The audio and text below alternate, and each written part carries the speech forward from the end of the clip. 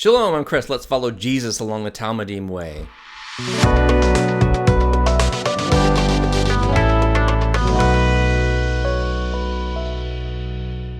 Genesis 31, we're calling this Jacob and Laban Part 2 and continuing this very interesting interpersonal exchange between these two tricksters and basically neither one of them trusts the other.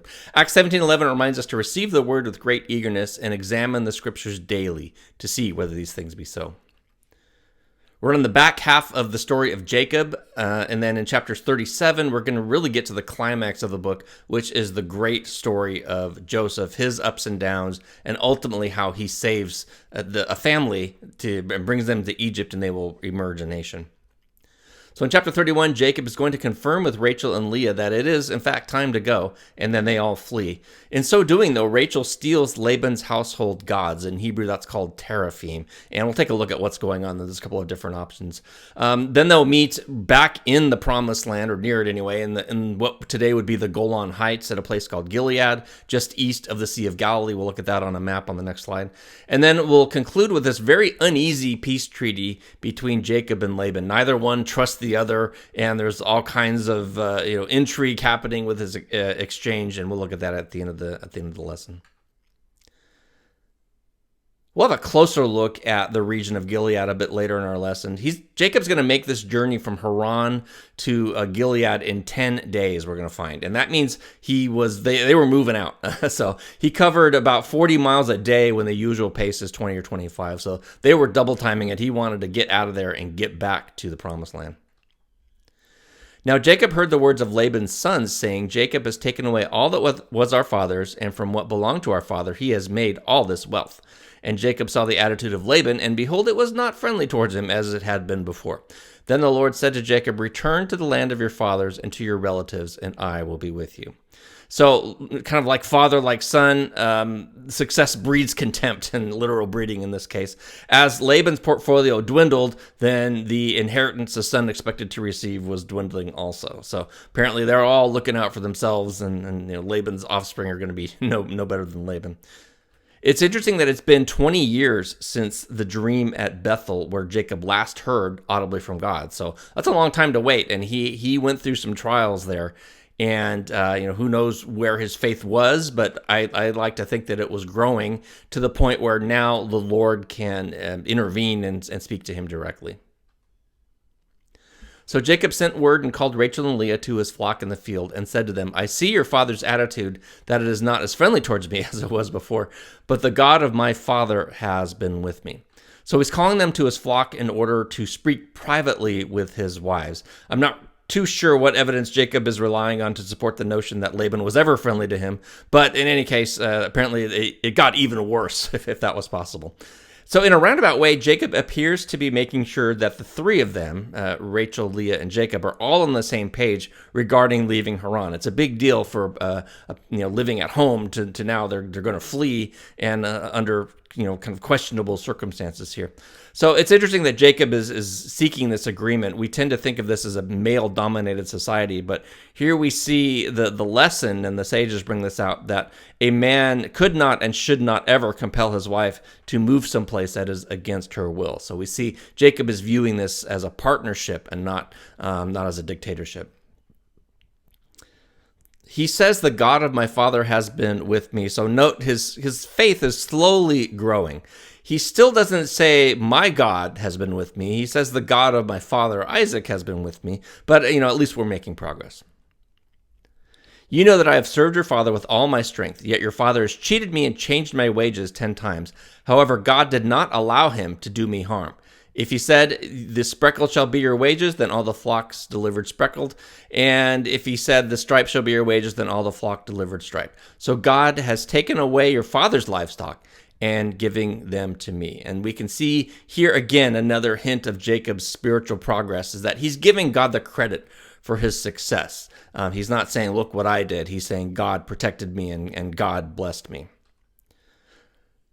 This changed my wages 10 times. It may be literal. We know that Laban was fond of moving the goalposts on Jacob, but it could also just be an idiom, meaning he did this a lot. In the same way we say dozens of times, we don't necessarily mean exact multiples of 12, but we just mean a lot of times.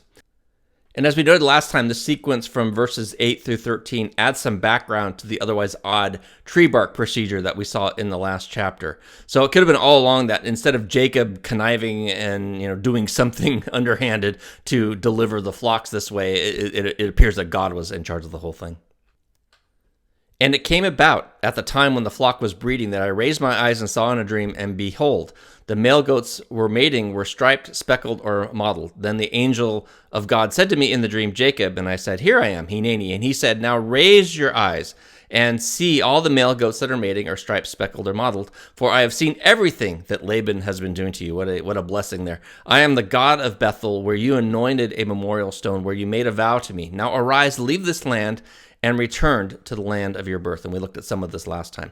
So it appears the weird procedure in chapter 30 may have come from God's instructions here. There's certainly a lot of what we might call weird procedures in the Bible. One that comes to mind is making a woman who is suspected of being unfaithful. There's a procedure where she has to drink bitter water, and that kind of determines whether she's guilty or innocent. That's pretty strange when you think about it. Another odd procedure is, in fact, God sending his own son to live a perfect life only to be crucified so that he can rise from the dead. And so God doesn't do things the way we would do them necessarily. Rachel and Leah said to him, Do we still have any share of or inheritance in our father's house? Are we not regarded by him as foreigners? For he has sold us and also entirely consumed our purchase price. Surely all the wealth which God has taken away from our father belongs to us and our children. Now then, do whatever God has told you. So these are quasi-rhetorical questions as if to say, it's not like we have any reason to stay. They've all had enough of Laban, and they can see that God has blessed Jacob.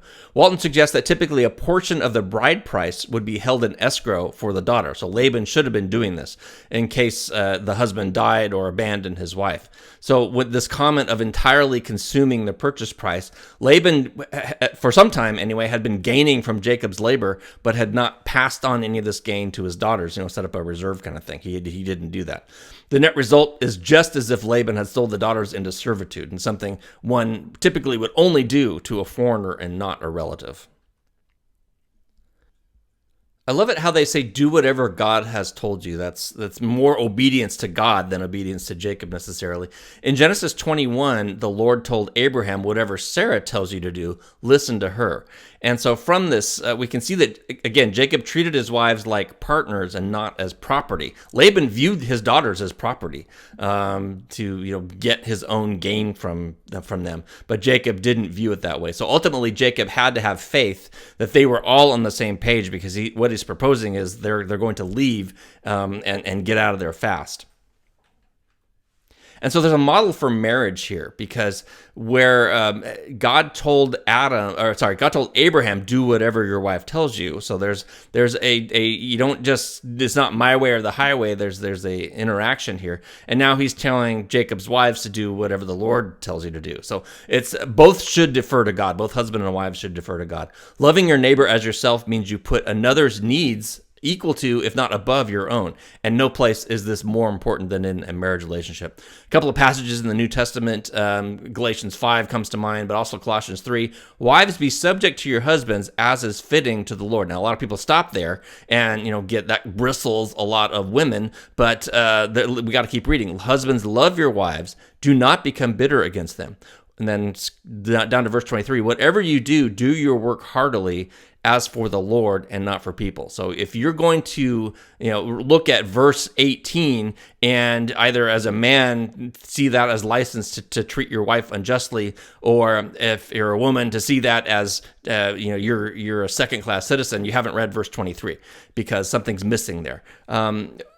Galatians 5 and Colossians 3 are addressing specific local problems, but I think the overarching theme is that these marriages had become out of balance.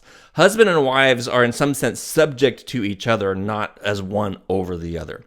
Both have to be subject to God. And if you take God out of the loop, then you get these power struggles and oppression of one party or the other. And so that the important thing is do whatever God tells you to do, not necessarily whatever your spouse tells you to do if it's in conflict. Then Jacob stood up and put his children and his wives on camels, and he drove away all his livestock and all his property which he acquired, the livestock he possessed, which he had acquired in Padan Aram, or Haran. Go to the land of Canaan, to his father Isaac. So when we say drive away, we kind of think that means abandoning it all, like when Abraham drove away the birds of the air. But we've got a couple of idioms here in play. It could mean either he drove it all away, like he abandoned it, or he took it all with him. He drove his livestock away from Laban, and Jacob was with him. So we have to remember that idiom. I believe he took it all with him. He wouldn't have squandered all of that gain just to send them off in the wilderness. Laban had gone to shear his flock, and Rachel stole the household idols that were her father's. So what is going on here? This word for household idols, as I mentioned, is teraphim, and it's used in divination. So the thought is that Laban could have used these household gods to divine the family of Jacob's flight and ultimately their position. So one angle is Rachel may have thought she was doing a good thing by trying to interfere with this. If you look at the picture, you can get a hint of the sexual nature of these gods. Generally, what we might call any deviant philosophy almost always has a component of sexual perversion. And so paganism just always kind of intermixes with inappropriate sexual practices. Zechariah 10:2, for the household idols, same word teraphim, speak deception. So it's interesting that they speak, and the diviners see an illusion and tell deceitful dreams. They comfort in vain. Therefore, the people wander like sheep.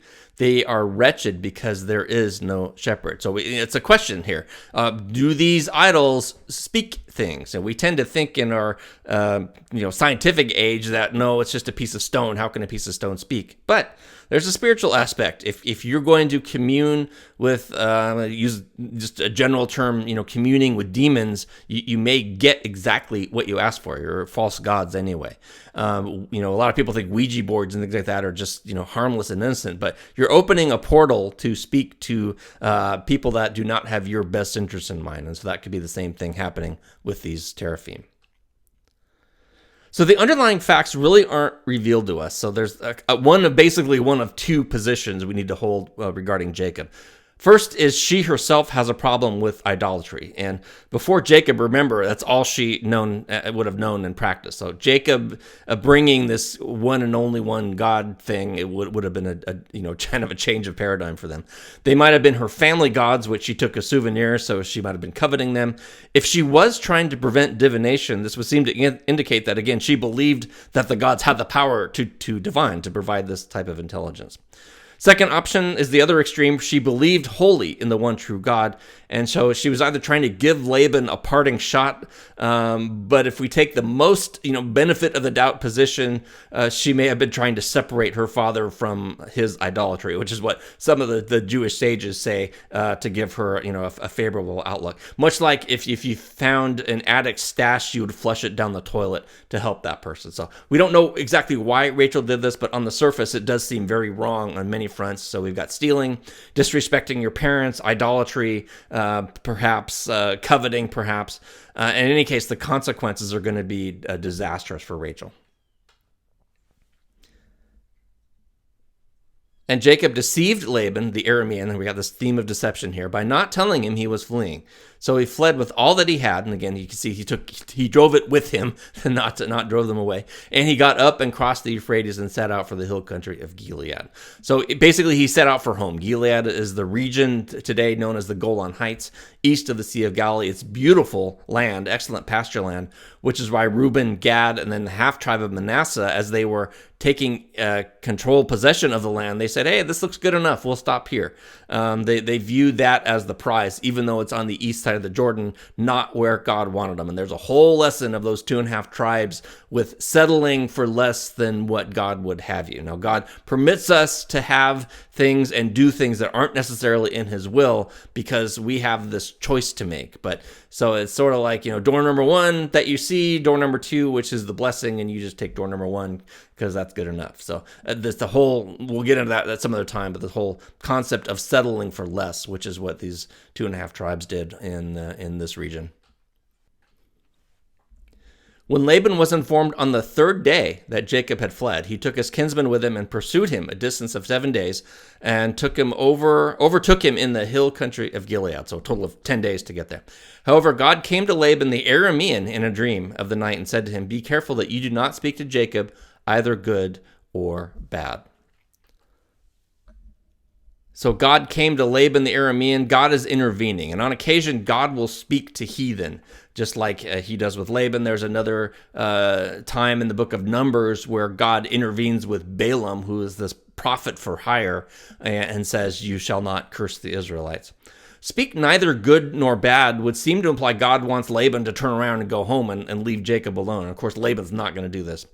Laban, calling him the Aramean, it's repeated twice in this passage to underscore that although Laban is kin to Jacob, he is not a Hebrew like Abraham. So close, but far, far away kind of thing. And this is very reminiscent of Pharaoh's armies chasing the Israelites after the Passover. In fact, in the retelling of the Passover story every year, Jewish families will reference these verses and compare Laban to Pharaoh because they're both pursuing with bad intentions. And just a quick note that anytime you see 3rd day in the Bible, it's very curious. I'm not sure what the spiritual application is here by saying Laban was informed on the 3rd day, but you notice all of these times they're too conspicuous to ignore. Laban caught up with Jacob. Now Jacob had pitched his tent in the hill country, and Laban with his kinsmen camped in the hill country of Gilead. Then Laban said to Jacob, "What have you done by deceiving me and carrying away my daughters like captives of the sword? Why did you flee secretly and deceive me and did not tell me so that I might have sent you away with joy and with songs and with tambourine and with lyre and did not allow me to kiss my grandchildren and my daughters?" He's pouring on thick here. "Now you have done foolishly. It is in my power to do you harm. But the God of your father spoke to me last night, saying, 'Be careful not to speak either good or bad to Jacob.'" So Laban, you have to laugh here. He's just playing the innocent, injured victim here. And as they might say in England, that's rich, isn't it? It's crazy here that he's doing this. It's highly unlikely Laban would have held any type of going away party for Jacob's family. And so that's kind of a ridiculous notion. Captives of the sword, interestingly, is exactly how Rachel and Leah felt under Laban by the discussion in the fields that we looked at the beginning of the chapter. So it's interesting. He's trying to turn this around. Laban is going to be Laban. "It's in my power to do you harm." Now, that's quite a threat. And you think about it, Jacob had to flee to Haran because his brother Esau wanted to kill him. And now he's fleeing from Haran, and Laban now wants to kill him. So he's not making many friends in this part of the world. "You have indeed gone away because you long greatly for your father's house. But why did you steal my gods?" Then Jacob replied to Laban, "Because I was afraid, for I thought you would take your daughters from me by force. The one whom you find your God shall not live." In the presence of our relatives, point out what is yours amongst my belongings and take it for yourself. Now Jacob did not know that Rachel had stolen them. So this turns out to be a very rash oath, and it has tragic consequences because Rachel, his beloved, is going to die while giving birth to Benjamin. So she won't die on the spot, but she will have her life cut short. This is very reminiscent of a story in Judges, chapter 11, verses 30 and 31. And Jephthah made a vow to the Lord and said, "If you will give the Ammonites into my hand, then whatever comes out from the doors of my house to meet me, when I return in peace from the Ammonites shall be the Lord's, and I will offer it up as a burnt offering." So he was obviously expecting, it's not necessarily the door of his house, but maybe the gate to his property. He was obviously expecting one of the livestock to emerge from those gates, but unfortunately, it was none other than his own daughter. And there's the whole dilemma here of, was she really offered up? There's some hints that maybe she wasn't. Maybe she just was, designed to live as a celibate in her father's house. But anyway, it's a whole very interesting story, just the danger of making rash oaths without thinking them through. Of course, Jacob believed he had a strong enough position to make this oath, but as it turns out, he didn't have all the facts. So Laban went into Jacob's tent and into Leah's tent and into the tent of the two slave women, but he did not find them. Then he went out of Leah's tent and entered Rachel's tent. Now Rachel had taken the household idols and put them in the camel's saddlebag, and she sat on them. So Laban searched all through the tent, but did not find them. And she said to her father, "May my lord not be angry that I cannot stand in your presence, because the way of women is upon me." So he searched, but did not find the household idols. So her ruse worked here. If she were truly menstruating, though, for her to sit on the gods would have been a huge insult to those gods. So that's kind of funny. Whether Rachel intended this or not, the commentators do see humor in this. There's a story when the Philistines capture the Ark of the Covenant in 1 Samuel chapters 4, 5, and 6, that they bring the Ark into the temple of Dagon, and this is in chapter 5, and then they come in the next morning, and the statue of Dagon has fallen and bowed before the Ark. And so they prop the statue up. And then the next day, the same thing happens, only his arms and legs are broken, bowing before the Ark. So you kind of see this, the false gods, God having poking a little fun at the false gods. And that's probably what's going on here. Now, later, the Torah will prohibit men from coming into contact with a menstruating woman. So clearly a custom was already in place during the days of Jacob. So Jacob now thinks Laban has come up empty-handed. He's falsely accused Jacob, and he is going to lay into him right here. So let's enjoy this. Then Jacob became angry and argued with Laban, and Jacob said to Laban, "What is my offense? What is my sin that you have hotly pursued me? Though you have searched through all my property, what have you found of your household property? Set it here in front of my relatives and your relatives, so that they may decide between the two of us. For these 20 years, he's just letting him have it. For these 20 years I've been with you. Your ewes and your female goats have not miscarried, nor have I eaten the rams of your flocks." So he's just unloading. "I did not even bring to you that which was torn by wild animals. I took the loss myself.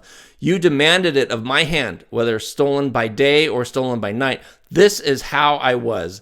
By day, the heat consumed me, and the frost by night, and my sleep fled from my eyes. For these 20 years I have been in your house. I have served you 14 years for your 2 daughters, and 6 years for your flocks, and you changed my wages 10 times.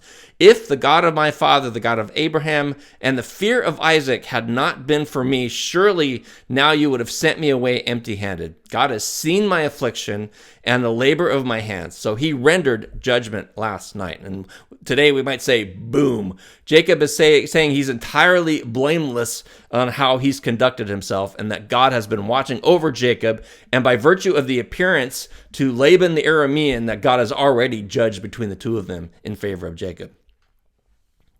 Now, notice what Laban doesn't do. He's not even going to dignify this with a response. Laban replied to Jacob, "The daughters are my daughters. The children are my grandchildren. The flocks are my flocks. And everything you see is mine. But what can I do this day, these daughters of mine, or to their children to whom they have given birth? So now come, let's make a covenant, you and I, and it shall be a witness between you and me." So Laban dismisses Jacob's complaints out of hand. He's apparently trying to invoke some Assyrian legal category that said if the husband left his father-in-law's house, then he could not take his wife or belongings with him. But I think, as usual, Laban is attempting to move the goalposts after the deal was already made. But I think what he's doing now is he's cutting his losses. He's going to, ever the negotiator, he doesn't have a strong position here. And so this "what can I do" appears to be a concession that he recognizes his daughters now want nothing to do with him. And so he's just going to try and get out of it whatever he can by this covenant. Then Jacob took a stone and set it up as a memorial stone. Jacob said to his relatives, "Gather stones."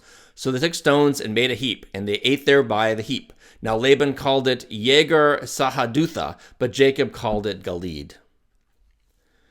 So Yegar Sahadutha is Aramaic for mound of witness. And it's interesting that right here, the only Aramaic words are in the Torah are in this verse. We have several verses in Daniel and Ezra that are in Aramaic, but this is the only time we have Aramaic in the Torah. What we're seeing here is components of a covenant being built. So we've got a memorial stone that memorializes the covenant. We have an altar of sorts. The heap of stone, the witness heap, functions as a type of altar. And then we have a shared meal to represent mutual goodwill between the two parties. Now, I don't think it was I don't think there was a lot of talking going on during the meal, but it does fit the description of a fellowship meal. Laban said, "This heap is a witness between you and me this day." Therefore it was named Gilead and Mitzvah. For he says, "May the Lord keep watch between you and me, for we are absent when we are absent from one another. If you mistreat my daughters, or if you take wives besides my daughters, although no one is with us, see, God is witness between you and me." Mizpah means lookout or watch, and there's a few towns in Israel that have this name Mizpah. The biggest one is Mizpah Ramon. There's a crater there, and it's called the lookout of Ramon. That's what Mizpah means. So we have Jacob is now in the promised land. So he fled from Laban and ends up in the Gilead region. We're in Mitzpah, and you can see that right if you find box 2 on the map, and where it says Laban called it Yehezreel-Sahadutha, but Jacob called it Gilead. So in the mountains of the Golan Heights, and really a lot of action is going to take place over the next few chapters right in this region. So this happens here, and then he's going to see angels at Mahanaim, and he will have a wrestling match at Penuel, and you can see both of those near box 2 on the map. Penuel means face of God, and then he's going to meet Esau at Sukkoth, just on the base of the Jordan there. And then there's going to be a disaster at Shechem in chapter 34, and then he's going to return to Bethel, where God will reconfirm his covenant in chapter 35. So a lot is taking place here in these mountains, modern Jordan, east of the Jordan River there, and then he's eventually going to cross over into what would be modern Israel today. So here in terms of a covenant, we've got the terms and conditions that are binding on both parties. Jacob and Laban agree not to pass the witness heap into each other's land, and we're going to see that in the next passage. And then Jacob swears not to mistreat Laban's daughters. Laban also said to Jacob, "Behold this heap, and behold the memorial stone which I have set between you and me. This heap is a witness, and the memorial stone is a witness, that I will not pass by this heap to you for harm, and you will not pass by this heap and this memorial stone to me for harm." So they're like ankle bracelets. They can't cross over. The God of Abraham and the God of Nahor, the God of their father, judge between us. So Jacob swore by the fear of his father Isaac. So we've got this concept of boundary stones. Deuteronomy 27:17, "Cursed is one who displaces his neighbor's boundary marker," and all the people say amen. Scholars suggest that this treaty reflects, or perhaps even establishes, the borders between the Arameans and the Israelites that actually will continue through the time of the kings in the 8th century. So we've got this kind of mark here where one agrees not to pass into the other's territory. More covenant components. We've got the invocation of a deity, and a deity is functioning as the executor, the overseer, holding both parties accountable and punishing either for a breach of contract. God is a witness between you and me, so they're using that here. So the God of Abraham and the God of Nahor, Laban is using those as two different but equal deities, and of course that's not true. There's only one God of Abraham. Laban swore by the God of Abraham and the God of Nahor, while Jacob swore by the God of his father Isaac. And so that's interesting. Then Jacob offered a sacrifice on the mountain and called his relatives to the meal, and they ate the meal and spent the night on the mountain. Then early in the morning, Laban got up, kissed his grandchildren and his daughters, and blessed them. And Laban departed and returned to his place. So note, absolutely no pleasantries exchanged between Jacob and Laban here. We see more elements of the covenant. So we've got the sacrifice and the fellowship meal. So there's several different components. It's not just a handshake. There's more things that go along to an ancient contract. So in the next chapter, Jacob is, after fleeing Laban, he's now going to have to confront Esau. So from the frying pan into the fire, as our saying goes. And it's been 20 years since they've seen each other, and Jacob has no idea how Esau is going to react. First, though, he's going to have a very interesting competition with none other than the Lord. So we'll all look at that in chapter 32. And we'll see you next time for that.